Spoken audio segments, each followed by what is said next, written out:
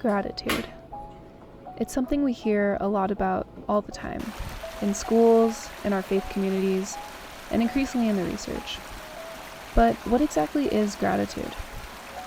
Definitions abound, but at its base, gratitude is an acknowledgement and deep appreciation for something one has received, whether tangible or intangible. We are told it is good for us, but are there actually any benefits to cultivating gratitude?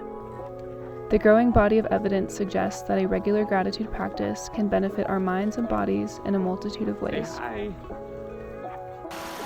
In 2019, Kuna, Polanda, and Rappold performed a blind randomized control trial to assess the effects of a gratitude intervention. The experimental group was asked to write a daily gratitude list for 14 days. This group was compared to two control groups, a Hassels group and a neutral events group. They found that the 14-day gratitude intervention increased positive affect, subjective happiness, and life satisfaction, and reduced negative affect and depression symptoms. Gratitude may also have a positive impact on our physical health. In 2020, Bogus et al. Conducted a systematic review evaluating 19 studies on gratitude interventions. Results from the selected articles demonstrate improvement in sleep quality, blood pressure, glycemic control, asthma control, and eating behavior. Though more research is needed to evaluate the impact of gratitude interventions on physical health outcomes, the current evidence is exciting and promising. It turns out that the simple act of counting our blessings can positively modify our mental and physical functions and structures. The practice of gratitude is something that could potentially be used for any patient or client we're working with. The overarching goal of practicing gratitude are to improve positive affect, life satisfaction, and happiness while also reducing depression and negative affect.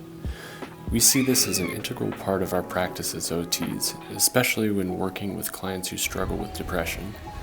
Settings like skilled nursing facilities, outpatient rehabilitation centers, addiction treatment centers, and prisons are good examples of settings where the practice of gratitude could have significant positive outcomes. As far as populations go where the practice of gratitude may not be beneficial, the list is short. It can be difficult to implement the practice of gratitude with individuals who are diagnosed with a mood or personality disorder. An example of this would be someone who is diagnosed with narcissistic personality disorder. They may display symptoms of vanity, sense of entitlement, excessive sense of self-importance, and an unquenchable need for admiration and approval. Also, depending on the culture and beliefs of the individual, the practice of gratitude may seem silly or pointless, and they might find it difficult to see the benefit of practicing gratitude when it relates to their mental health. Additionally, it can also be viewed as something overwhelming for someone who is not used to a different way of thinking.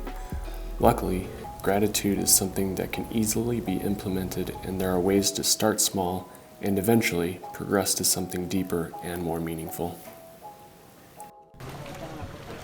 Next, we will give you a few ideas of how you can implement gratitude into your sessions. To implement a gratitude practice with someone who is not familiar, a clinician may ask an individual or group to identify their rose, thorn, and bud. So to start off today's session, I'm going to ask you to identify a rose, a thorn, and a bud. So your rose would be any highlight or success that you've had today. Your thorn would be anything that was challenging today or anything that you need more support with.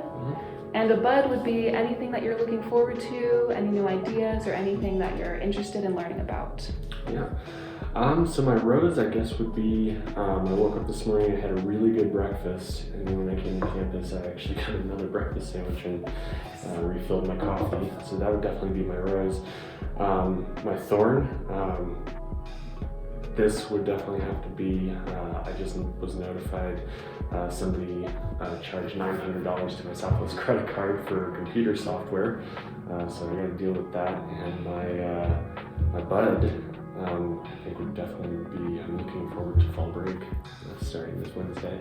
Awesome, thank you so much for sharing. Yep. Another way to implement gratitude is by utilizing a gratitude journal. This specific journal asks about 3 good things that happened each day for a week. Some prompts include, today I had fun when, something funny that happened today, and someone I was thankful for today. This can be beneficial for clients who need more time to think, as well as guidance and direction. Others may find it most beneficial to doodle in their journal some highlights they experienced throughout the week.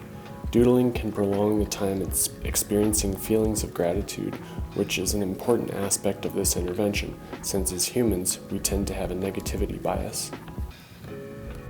As occupational therapists, we will be working with clients who have undergone some sort of hardship. Helping our clients reframe their experience can impact their values and beliefs, which can influence their motivation, which can in turn influence behavior. Others may find it more convenient to write a daily list in their Notes app on their cell phone. It is important to be as specific as possible in order to get the maximum benefits of this intervention. While it seems very simple, the act of acknowledging and cultivating a deep appreciation for the goodness in our lives reaps great benefits. This simple practice can greatly impact our clients' mental and physical structures and functions, as well as our own. It is very important to recognize the values of our own well-being as clinicians and the impact that it has on our work with clients. We hope that you benefit from and integrate the undeniable evidence shared in this presentation, and we want to thank you for watching.